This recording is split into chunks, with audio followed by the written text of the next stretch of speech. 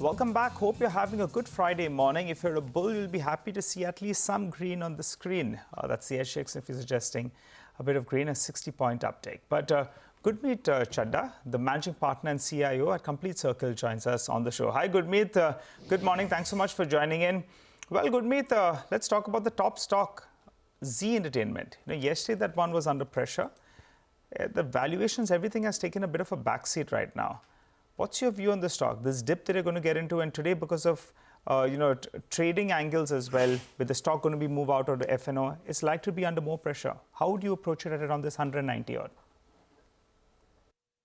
So Nigel, it's always been a value kind of a play or a special situation kind of a play for a long time now. Since the merger with Sony was announced, I think the operating performance has been soft with both subscription and advertisement revenues being slightly subpar. And I think this recent development of IndusInd Bank going to NCLT will probably keep a near-term overhang. So, I think it's best to let this thing play out. Once this, anything which is regulatory, it's in a market like this, we have seen the moves can be very sharp. So something which has fallen 50-60% doesn't mean that it can't fall further. We've seen that with so many cases, and so my sense is, just wait and watch. Obviously, valuations are very undemanding right now, and what also surprises me is the quantum of the loan, which is about 83 odd crores, for which this has gone to NCLT. So I would want to see more management clarity on that than simply what they've offered so far. Okay, Gurmeet, hi, welcome to the show, and pleasure having you in as always. What we were just talking about how the entire banking piece has broken down in the last couple of weeks. In fact, this year, SBI has lost 15% of its value already. Do you think it's, as a long-term bull that you are, would you look at opportunities here in the banking space? And if yes, what are the stocks to watch? So I think some of the concerns initially it started with probably can there be a systemic risk with the entire Adani episode.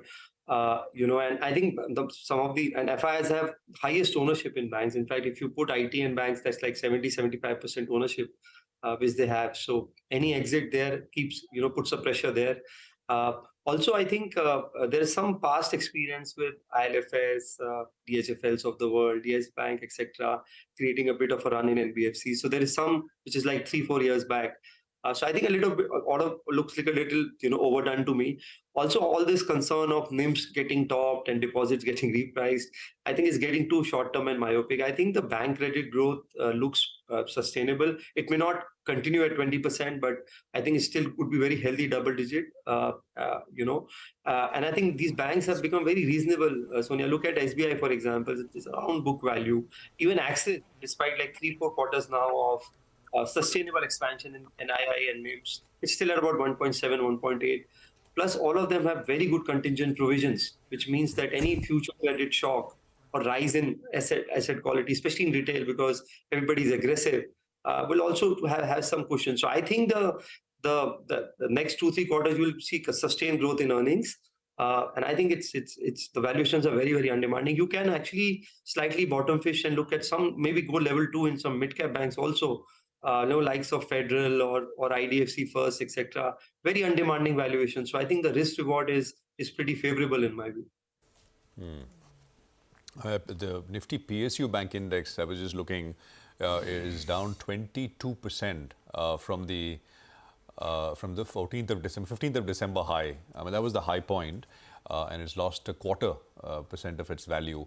SBI reported but that's the thing, right? SBI reported a super set of third quarter numbers. Stock is down 15% from that level.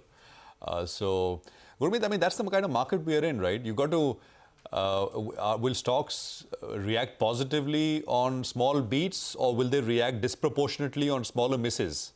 It's been the latter over the last 1 month, 1.5 months, isn't it?